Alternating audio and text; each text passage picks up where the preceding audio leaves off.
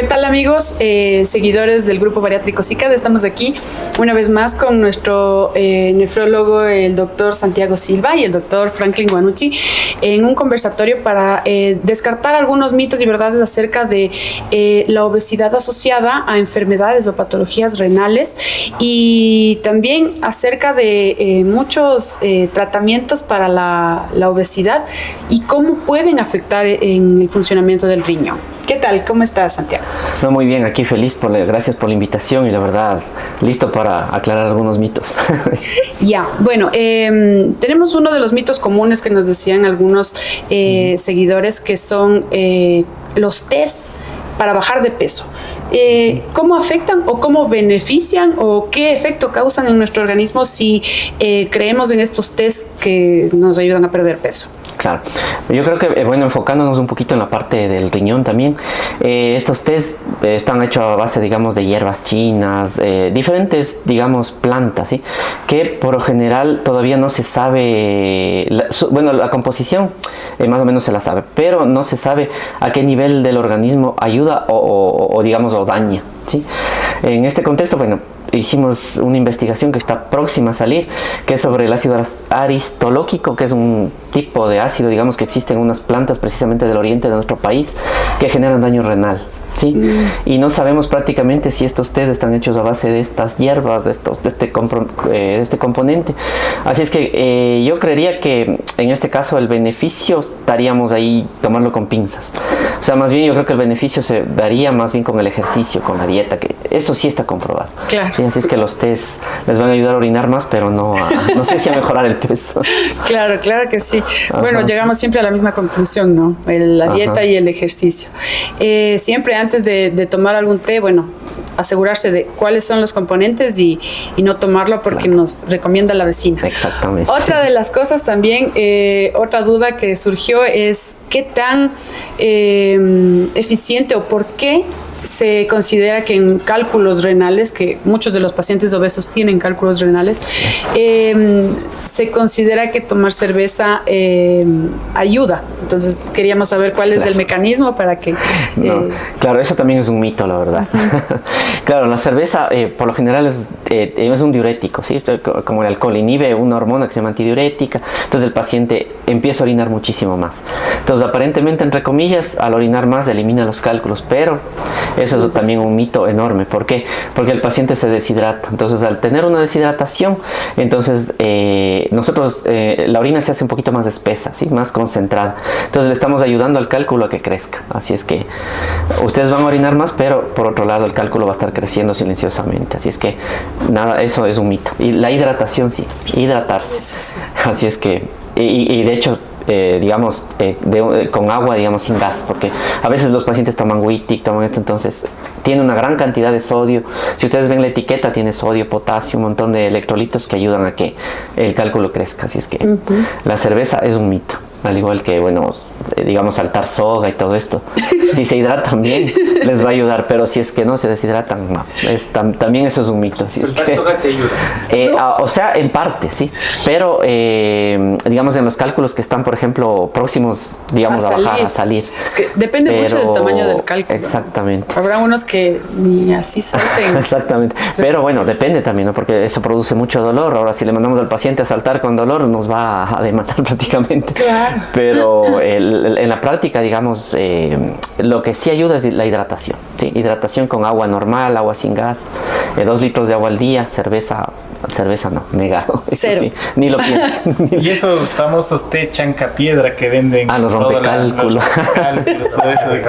Igual, caemos como en el mito de la obesidad. O sea, sabemos que están hechos de varios tipos de hierbas, pero el beneficio todavía no está comprobado, ¿sí? Porque esto aparte no es una hierba, sino que es una mezcla de todas las hierbas. No sé si, inclusive creo que milín y todo esto, no ha habido, digamos así, un análisis exhaustivo sobre la composición de esto, ¿sí? Entonces, al no haber un análisis exhaustivo, no tenemos certeza de que va a ayudar o no, ¿sí? Claro que hay, por ejemplo, en este caso el citrato ayuda muchísimo. Entonces, ¿dónde tenemos citrato? Prácticamente en los cítricos, en la naranja, en el limón. Eso ayuda, eso sí está comprobado que ayuda a que el cálculo no crezca. Entonces, por ejemplo, digamos, chuparse una naranjita o una limonada, eso va a ayudarle al paciente. Sí está comprobado, pero en cambio, esta rompecálculos, la verdad que...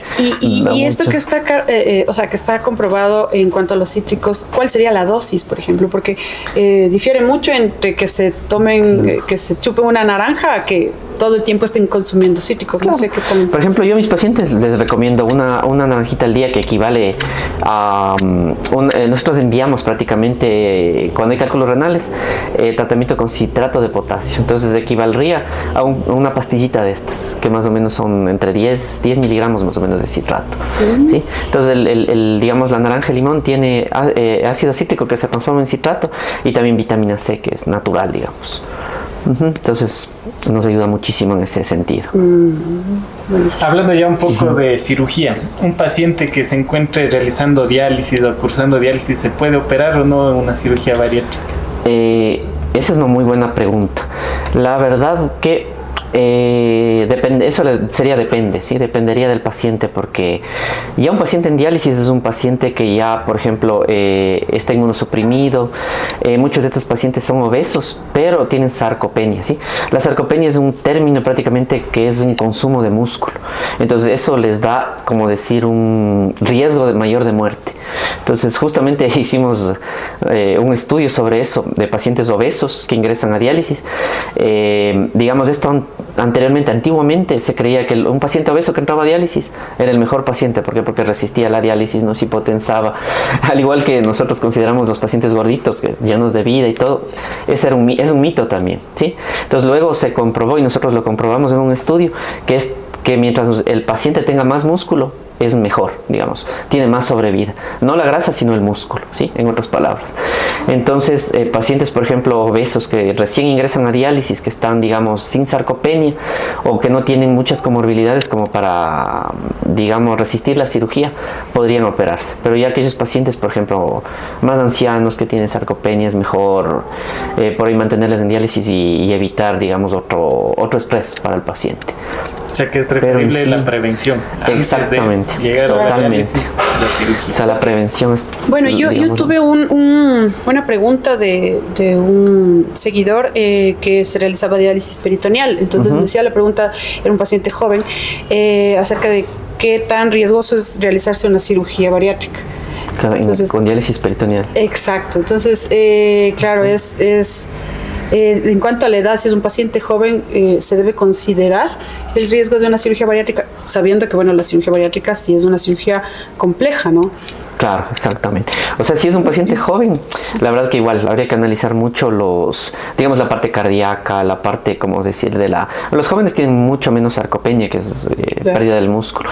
Así es que por ahí, en pacientes jóvenes, si digamos, la parte cardíaca está bien, si se controla bien los líquidos, digamos, no habría, por la parte renal clínica no habría contraindicación. No sé si por la parte quirúrgica, pero bueno, el catéter está en el peritoneo y todo esto. Yo pienso que por ahí no sé si habría alguna contraindicación por ahí. El riesgo más grande sería que se llegara a infectar el catéter. Ventajosamente la cirugía bariátrica es una cirugía limpia. Entonces, en ese sentido, habría que tener mucho más cuidado para que no haya contaminación en el momento de la cirugía, pero de ahí no hay contraindicación. En el área y todo no hay... Claro.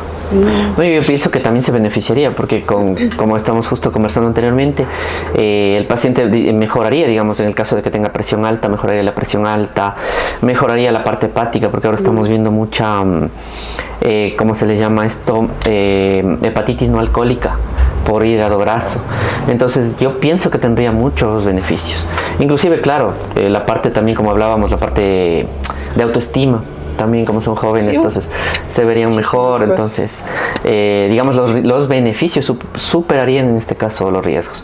Pero si hablamos de un paciente como dije, con sarcopenia, que está flaquito, es digamos de avanzada edad, viejito, entonces claro, ahí sí lo pensaríamos dos veces, la verdad. Sí, sí. Bueno, nosotros como grupo hemos tenido la experiencia con cientos de pacientes a los que se les realiza exámenes preoperatorios. Dentro de estos está el eco abdominal. Y tuvimos una paciente a la que nosotros hicimos un eco abdominal y se determinó una masa en el riñón derecho. Masa. Entonces, bueno, conversamos con el cirujano oncólogo y nos hablaba de que hay una relación, y sabemos, ¿no? Que hay una relación entre la obesidad y los tumores renales. Sí. Sí, entonces cuéntanos más o menos la evolución de los tumores renales, cómo se diagnostican en pacientes obesos, porque esto fue un hallazgo y ventajosamente pudimos hacerle la nefrectomía a la paciente y la paciente está muy bien, de hecho. Entonces, claro, prácticamente como hablamos anteriormente, igual hay que recordar que la obesidad es, digamos, un desencadenante, o al revés, genera un síndrome metabólico, ¿sí? Que es un síndrome prácticamente de aumentar la glucosa, los lípidos, el colesterol, los triglicéridos. Es un estado en sí inflamatorio, ¿sí? Entonces, al estar nuestro cuerpo muy inflamado, entonces, digamos, hay un hipercatabolismo, es decir, que está siempre activo. ¿Sí? Por eso vemos que un gordito suda mucho, se fatiga. Entonces esto genera, o es un campo, digamos, de cultivo para también estos cualquier tipo de tumor, ¿no? No solamente a nivel renal, sino también hemos visto a nivel, por ejemplo, de ovarios, de cervix. En sí es, digamos, un factor de riesgo más para generar tumores. Entonces, en este caso, bueno, la parte renal se genera prácticamente varios tipos de tumores, entre estos células claras, bueno, que es el más común, y también entra también la parte ahí genética. Entonces, capaz o seguro que este paciente, al ser obeso, tuvo ya un antecedente previo de este tipo de tumores, entonces desencadenó prácticamente esta masa.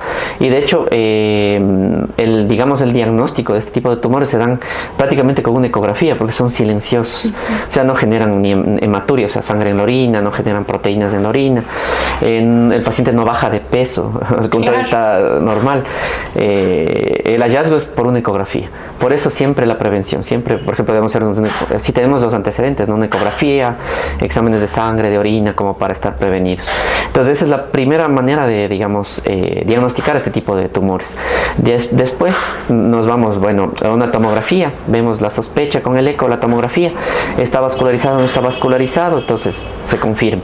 Y la tercera es la punción, la biopsia. Entonces se toma una biopsia de la masita, entonces se ve qué tipo de tumor tiene, y según eso ya se da los oncólogos hacen una gradación, un grado del tipo de cáncer, y según eso es nefrectomía, o se le saca solamente el tumor en sí, o el riñón entero inclusive. Claro. Entonces depende muchísimo de ese manejo, pero es una enfermedad igual silenciosa.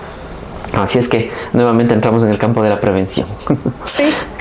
Como todas las enfermedades. Sí. La expectativa de vida que tiene un paciente, digamos en este caso la paciente con un solo riñón y obesidad. Claro. ¿Cuál es la expectativa de vida que se puede tener? Porque a veces no sabemos, conocemos que la obesidad limita y disminuye la expectativa de vida, pero ¿cuánto en años, para que los pacientes entiendan cuánto puede limitar la obesidad y sobre todo ya un paciente que tenga un riñón, por ejemplo, cuánto viviría, cuáles serían los riesgos que tiene? Claro, y eso sí depende, sí, porque igual, por ejemplo, hay varios estudios de pacientes, por ejemplo, donantes renales, viven con un riñón. Los pacientes, si el paciente se controla muy bien, dieta, ejercicio, por ejemplo, en este caso, si la paciente es joven, cirugía bariátrica, en el caso de que tenga los criterios, mejoraría mucho, la calidad de vida, otro, le ayudaríamos al riñón precisamente a que mejore su función, porque prácticamente el riñón funciona como un motor, digamos. Si nosotros le agregamos mucho peso al motor, se termina fundiendo. Entonces, si nosotros le sacamos, por ejemplo, disminuimos de peso, controlamos con ejercicio, con dieta, si tiene colesterol alto lo controlamos, si tiene hiperglucemia o diabetes la controlamos, entonces la expectativa de vida es, digamos, normal, ¿no? Por largo tiempo. Claro. En cambio, si no logramos esto, ya se reduce más o menos al 70-50% en relación a un paciente, digamos, obeso que tiene los dos riñones. ¿Sí? Entonces, lo ideal es manejar los factores de riesgo, ¿sí? Identificarlos e irlos corrigiendo para aumentar la expectativa de vida del paciente. Una duda más. El paciente que tiene obesidad, ¿cómo puede saber o cómo puede acudir a una valoración si es que tiene sintomatología del riñón, o cómo puede saber si tiene un fallo en el riñón? Que no es... Justamente, sí, esa es una muy buena pregunta. Justamente hablábamos también anteriormente justo de ese tema, y la primera, digamos, o sea, como consejo, ¿no? Como en mi experiencia, sería verificar primero la orina. ¿Sí? O sea, la orina nos dice muchas cosas.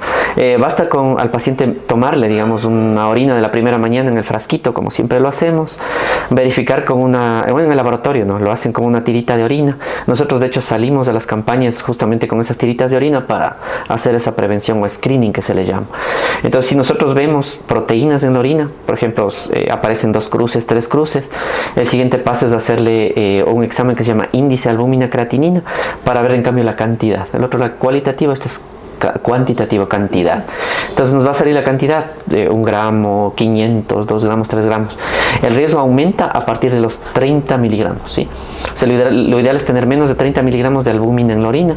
Entonces, a partir de ese valor, si va aumentando, ya es un factor de riesgo para daño renal. Sí, en obesos, en hipertensos, en diabéticos, en general. ¿Sí? Entonces nosotros hacemos ese tipo de screening, ese tipo de prevención. Entonces podemos estar actuando antes, mucho más rápido que esto aparezca.